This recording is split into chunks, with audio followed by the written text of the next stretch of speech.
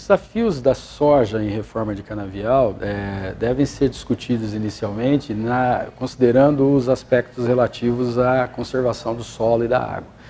É muito importante frisar que no estado de São Paulo nós temos uma lei que regula o uso e manejo do solo e existe fiscalização feita pela Secretaria da Agricultura. E o que tem sido visto nas áreas de reforma de canavial é que quando isso não é feito com planejamento, os problemas em termos de conservação do solo,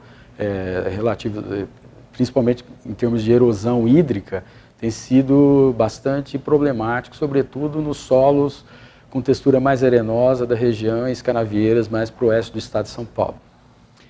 E como melhorar essa situação? O caminho é adotar a semeadura direta na palha, que tem lastro de conhecimento para isso. Certo? Um segundo desafio que eu entendo está relacionado ao posicionamento de cultivares. Os cultivares usados na reforma de canavial, eles precisam de características relacionadas à precocidade, ciclo menor do que 120 dias. Então não adianta plantar cultivares de ciclo mais longo, isso pode atrapalhar o planejamento de plantio do canavial, então deve ser levado em consideração. A altura de inserção de vagem, a tolerância ou não ter fator multiplicador de nematóides, principalmente alguns nematóides bastante problemáticos para cana, como pratilencos. Ter sistema radicular profundo e rusticidade, né, além de teto produtivo, que a maioria dos genótipos que estão no mercado hoje apresentam. Hoje o potencial da soja em áreas de cereais pode chegar a mais de 100 sacas por hectare. Existe genética para isso. Todavia, em reforma de canavial, é muito difícil ver produtividades acima de 70 sacos. Para que isso aconteça, são entalhões com características de fertilidade muito elevadas, que usaram uma série de insumos, torta de filtro, vinhaça, e com custo um pouco mais elevado. Mas, normalmente, essas áreas são feitas no preparo convencional, e aí você sempre tem um risco ou de uma maior vulnerabilidade no período de seca, ou conviver ainda com o problema de erosão, como nós pontuamos logo de início. Outro aspecto relacionado, que é um desafio da soja na reforma, é ter diagnóstico nesse talhão com relação ao residual de herbicida. Como a cultura da cana é uma cultura que usou durante 5, 7 safras herbicidas de longo residual, dependendo da textura do solo, isso pode ser um problema e um impedidor de cultivar a soja, né? Então isso tem que ser visto com antecedência. Camadas compactadas, decorrentes da mecanização intensiva na cana, no processo de colheita, ocasiona alterações na parte física do solo e com presença de indicadores de compactação muito elevados. Essa situação é problemática se o produtor não usar uma semeadora adequada, se optar em fazer semeadura direta. Então, um diagnóstico de compactação, diagnóstico de residual de herbicida e diagnóstico de fertilidade. Em muitas situações, dependendo do nível de fertilidade do solo, aquele talhão poderia ser reformado com uma outra espécie comercial ou, às vezes, uma adubação verde, né, e não posicionar a soja como uma opção. Então, em solos que têm expectativa de produtividades muito baixas, solos arenosos, muito provavelmente, às vezes a soja, regiões de baixa altitude, muito quentes, dependendo da característica climática e edafoclimática, não seria nem recomendado a soja como uma cultura de rotação no momento da reforma. Então é preciso cruzar essa informação de aptidão edafoclimática com a área de reforma do canavial.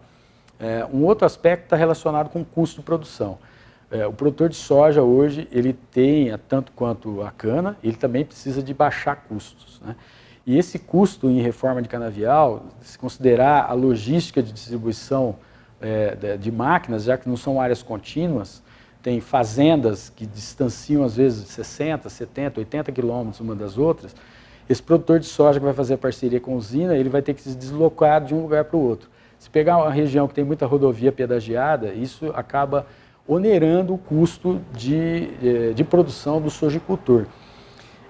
o que é diferente de uma situação de uma soja do Brasil Central ou do Paraná, Rio Grande do Sul, que não tem um vínculo com a reforma de canavial. A reforma de canavial se dá por talhões, né? E nem sempre esses talhões estão agrupados numa mesma região. Então eu acho que isso é um desafio e esbarra no problema de logística. Um outro desafio que está relacionado com a soja, e que a meu ver é um mais importante, tem a ver com a falta de capacitação. Nós ficamos durante um período longo com a cultura não ultrapassando 350, 400 mil hectares em São Paulo. Então nós estamos numa região de transição. Boa parte das informações geradas, principalmente em termos de genótipos, estão posicionadas para o Brasil Central, para o centro-oeste do Brasil e para o sul do Brasil.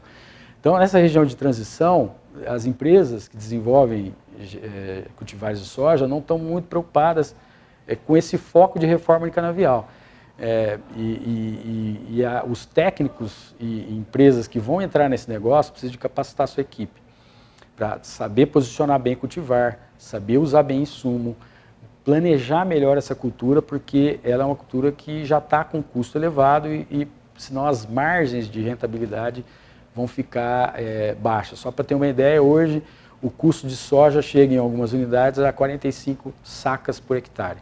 Então a expectativa de lucro, mesmo com preços bons, ela pode até perder de outras opções se essa conta não for muito bem feita.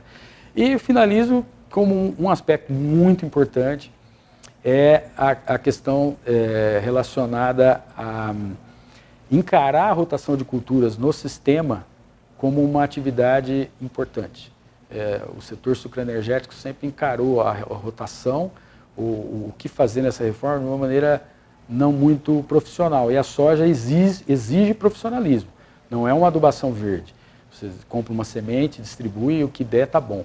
Não, é uma cultura que tem investimento e a soja o sojicultor precisa de convencer nessa parceria o fornecedor de cana ou a unidade industrial que vai fazer parceria ou a própria empresa de cana do setor sucroenergético que vai virar também produtora de soja, precisa de investir em capacitação de equipe, porque o time da cultura não é o mesmo. Cana você demora 1 ano para colher, então você tem um tempo para fazer todos os tratos culturais um pouco mais distanciadas as operações. As sojas são 100 dias. Então, se entender que num período do ano que normalmente as usinas paralisam as atividades. Então, vai ter que criar equipe dentro dessa empresa para que essa atividade passe a ser rentável e não venha a ter uma frustração da iniciativa e perde todo mundo, né? Quando isso tudo é equacionado, é uma excelente opção, tem vantagens competitivas muito grandes. Hoje São Paulo já tem mais de 1 milhão de hectares de soja plantado e a expectativa de parceria da soja com a cana pode chegar a 600 mil hectares.